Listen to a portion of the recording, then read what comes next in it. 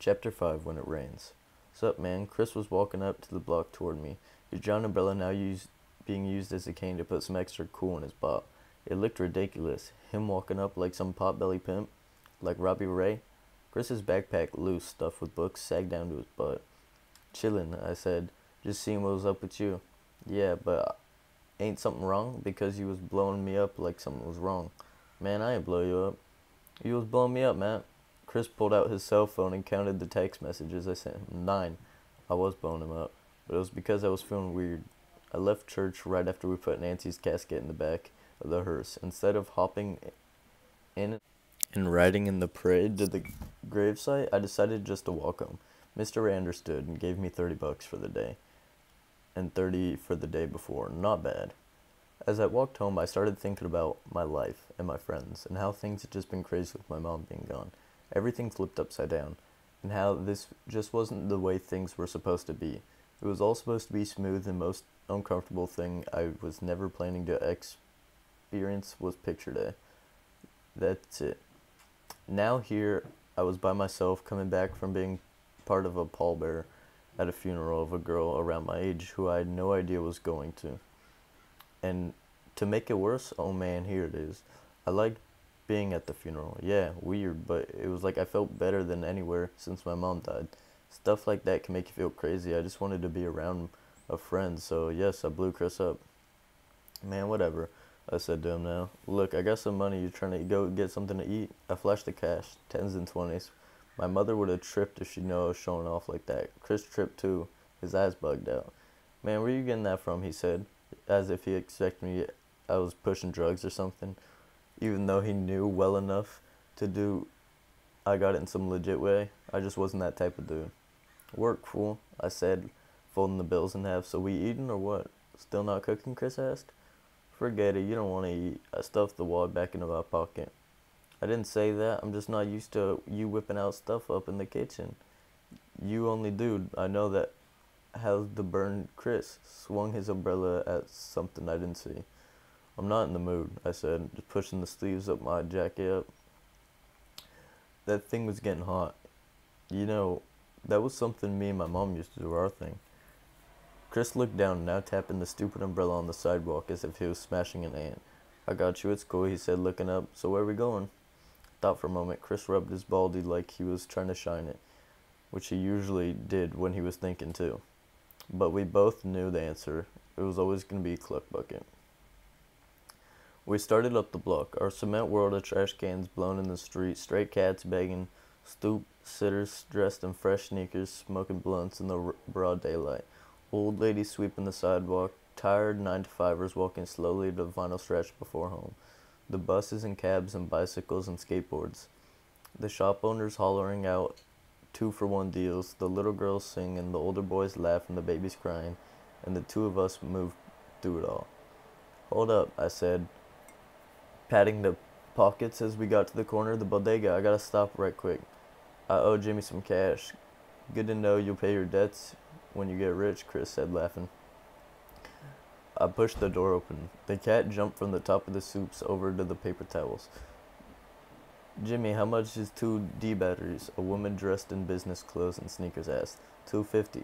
$2.50? That's ridiculous for 2 damn batteries. Alright, well forget the batteries, just give me 2 Wheel of Fortune scratch off. She tapped the thick plastic case to make sure he knew which scratch off she wanted. $5. $5, Jimmy. These are $2.50 a piece now, too? Jimmy noticed me come in. Maddie, what's good, my man? The lady slapped a $5 bill down and slid it across the counter. Whatever she needed those batteries for, it wasn't as important as her trying to win more money. Maybe to buy more batteries or more scratch-offs. Jimmy, what's up? I just wanted to come back and give you what I owe you, I said, reaching down into my pocket. Nah, it's good, man, Jimmy said. Your pops came in and took care of it earlier. Really? I was confused. Was he with somebody? Jimmy gave the sneaker lady her 2 scratch-offs. Yeah, man, it was weird. He bought a few beers and some loosies for that drunk that always hangs about Albany. The one with all the nasty holes in his face? My stomach tightened up. Around what time? I don't know, a little before 10. He said, shaking his head. That's how I knew I was coping from that drunk dude, because Mr. Miller doesn't seem like he'd drink in the morning. Jimmy was right. My father didn't seem like the type. He was always so on point, so together. He always had his wife around to keep him that way. I thought about my prayer that would get a handle on his whole drinking thing. Guess God or whoever is up there didn't hear me. Alright, man, later. I flung the door open. Yo, nice suit, Matty. He called after me, his throat accent outside. Chris was leaning up against the wall playing a game on his cell phone. You ready? I said. Yo, what's the most you ever got? He paused on the temple run. He asked without looking up on his fingers flying across the screen on his phone. His umbrella hung from his wrist. I didn't answer. Now he looked up. What's wrong with you, Jimmy? Charge you interest? Chris smiled. And then when I didn't answer, he shut the game down and slipped the phone into his pocket. What? He asked again. I ain't have to pay him. My dad came in early and took care of it. So what's wrong? Jimmy said Dad was with Cork. Chris frowned, but he didn't say anything. Neither did I. We walked a few more blocks and silence was thick between us. At Albany, I thought about heading down to the block to check my father, but I didn't. I didn't want to do that with Chris with me. I mean, alright. I felt embarrassed, though. I didn't want Chris to see my old man not being Mr. Miller. He knew growing up. I didn't want to see it either. My mom said you can't run from reality, but I wanted to, man. I wanted to. Chris decided to break the awkward silence. How was the work, suit boy? He dragged the tip of the umbrella over the rain and hung out like a church bell. I thought for a moment about how the only things I had to talk about was my dad chirping or how I spent some day at a teenage girl's funeral. Maybe Mr. Ray and Robbie had it right when they were my age.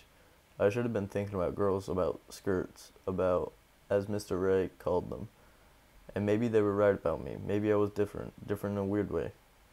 Chris was waiting for an answer, though. I said, cool. That was dumb. I caught myself. Well, not really, but you know what I mean. I went to a funeral and had to carry a casket. What? Yeah, man, it was one of those guys had to carry the casket of the pallbearer. Crazy. Sounds like it. And the wild part was the funeral was for a girl a little older than me. Chris looked over at his eyes, wondering why she died. I explained, died of asthma. She didn't even know she had it. Chris shook his head. I could tell he was thinking something, but just didn't know how to say it. What? Nothing. I just don't know how you can just go to funerals every day like it's nothing. I thought for a moment. It won't be every day, man. Plus, you don't make money like this at Cluck Bucket. I joked, pulling a wad of cash from her pocket again. Of course, I couldn't tell him the truth. The truth was I was having a hard time telling myself I liked the funerals, and then thinking about how I couldn't tell Chris that. I started thinking about why I actually was so into them in the first place. I wasn't just being a creep. Well, I sort of was, but it wasn't for no reason. I know that I liked watching other people deal with the loss of someone, not because I enjoyed seeing them in pain, but because somehow it made me feel better knowing that my pain wasn't only my pain. That my life isn't the only one that's missing something that we'll never have back. See? Reasons I couldn't explain to Chris. I mean, he didn't have a father, but he never had one. It's not like having one and then losing him. At least I don't think it is. And his mom was fine, so he wouldn't understand. But Miss Jameson, she understood. And Miss Knight did too. Yeah, and you won't keep money like that if you keep treat me to food. Chris popped me back into reality, and the guy that was right. At Cluck Bucket, he ordered a Cluck Deluxe, which was basically a huge chicken sandwich on a hero, with mayo, lettuce, tomato, onion rings, some kind of special sauce, and pickles on it, with a large fry, a large chocolate shake. And then he asked me if he could get a banana pudding, too. All I got was a 3-piece dart and a biscuit. His was $8.50, mine was $3.35. And guess who took our order? Your total was $11.85, Renee said. Turning around to scoop the fries, she looked just like she had the first time I saw her, wearing the ridiculous net on her head and that greasy purple shirt. She looked funny, but she probably thought I did too with the suit on. At least she looked silly in a cute way. I thought about saying something to her. Maybe mentioning how the way she embarrassed that dude in the day was hilarious. I don't know, just something to spark a conversation. But now I was right in front of her, it seemed like a stupid idea. My mother used to say to simply start with, hello, how are you? But my mom ain't grow up in the neighborhood. She grew up in the South where everybody's nice. But who knows, maybe it would have worked. Just say it, hello, how are you? Say it. It was on the tip of my tongue, just say it, nothing. $11.85, she repeated, now holding her hand out. I didn't say a word, I just pulled out the wad of money like I was some kind of hustler. Not a good look. And paid. We walked back to our block, stuffed. Chris looked ridiculous. As he tried to get the last bit of chocolate shape through the straw, his face was all sucked up in his eyes and looked like they were going to pop out of his head. He made a drinking milkshake look painful. I saved some chicken for my father, the breast and half a biscuit. I didn't have much of an appetite anyways. I figured that he would need to put some food in his stomach whenever he got in. I was so pissed at him, but what can I say? He's my dad. In front of my house, I asked Chris what he thought of Renee. Who? Renee, man. The girl who took our order? You know her? No, not yet, but I want to know her. So you stalking her? He grinned. No, man, I said, frustrated. Look, I just want to know what you think of her. Oh, he thought it for a second. I asked, shocked. To me, she was better than I. Chris replied with a shrug. Damn. I wanted to ask what he thought I should do to get her, but this conversation was pretty much ended. The sudden sound of sirens on another block drowned out everything we were saying. Plus, the rain started the day off and came back to end it. Dripping softly, first picking up speed, and to top it all off, the streetlights started to glow. Chris popped a gigantic umbrella open like a parachute and called it a night. Inside, I dropped my backpack at the door, and then I picked it back up and plopped it down on one of the kitchen chairs, worried that if I left it by the door, my dad would come in stumbling, trip over it, and we'd have a repeat of last night. I set the Cluck Bucket box on the counter, the grease seeping through, making the bottom of the box soggy. I washed my hands and then, carefully as possible, took the suit coat off and inspected it. Only one I had was wearing a lot now because it was new job. Which, came to think of it, it was really more than a weird hobby now. Working funerals, crashing funerals, same thing. No dirt on the collar, no stains, no snags, only a few wrinkles at the shoulders. I took the jacket to the living room, laid it across the arm of the couch, and put a big burgundy thing my mother used to call a spaceship when I was a kid.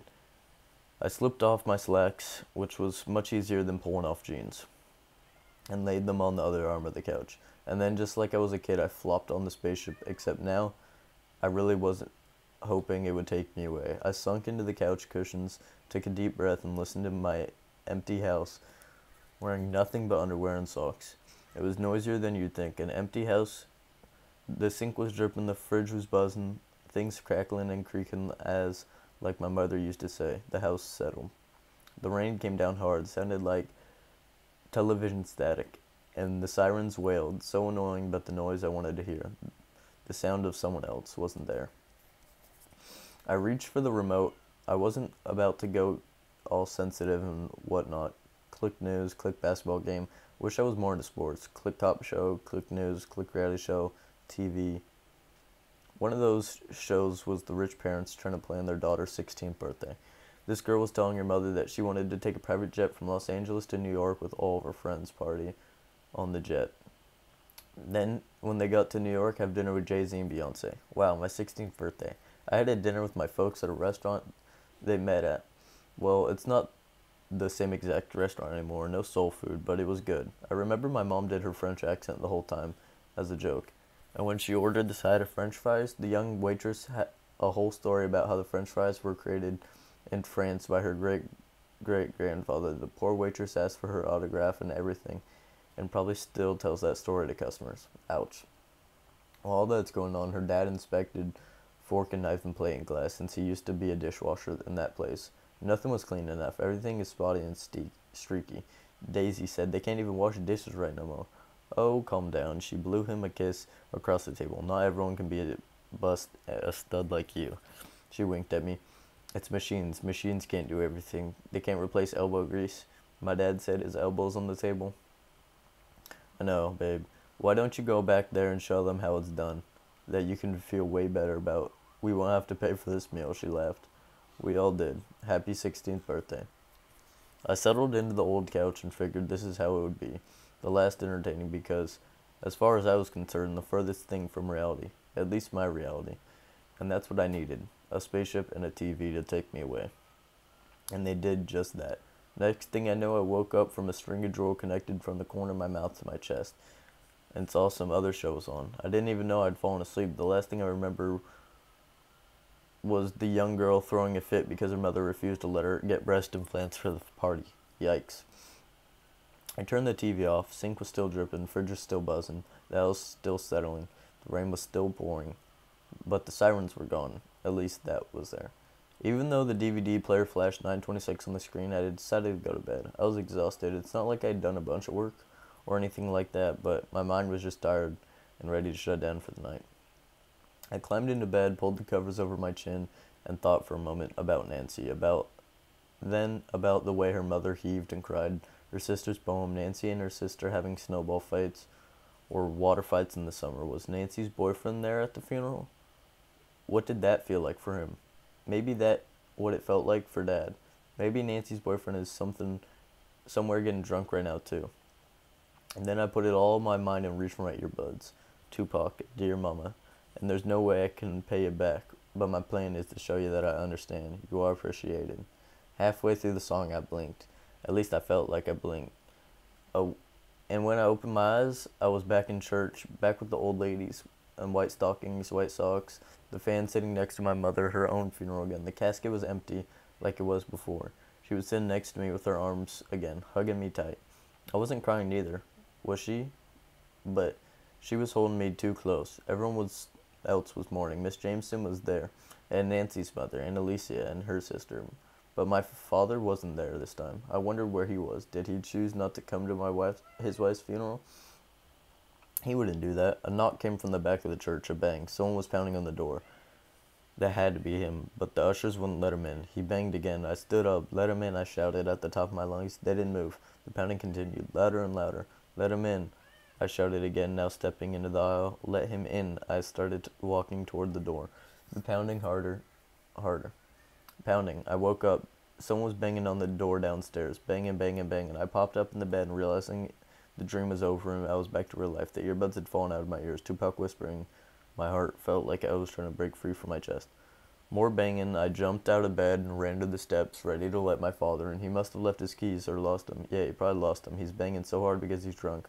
Probably pissed himself. Here we go again. I looked through the peephole. A dark figure stood at the door. No, two dark figures. One slumped behind the first guy, a shadow long and thin like death itself, awkward assistant, trying to bang my door, and neither figure was my dad. Matthew, a voice yelled from the other side of the door. Matthew. I cracked the door, a rained thick sheets of still coming down. I could barely keep my eyes open. It was pouring so hard, bouncing off everything. Matthew, it's me, Mr. Ray. Mr. Ray, what's he doing here? I know he didn't come by to talk about work, not in this weather. I could have waited until tomorrow, or I could have waited till he called another guy. But then I just thought about it. My mother had been begging my dad to put a light out there. This could have gone smoother. I could see. Mr. Ray? I stepped back from the door and I was in my underwear. Didn't think to put pants on because I thought it was my father's door. Mr. Ray pushed the door open and sloshed his way inside.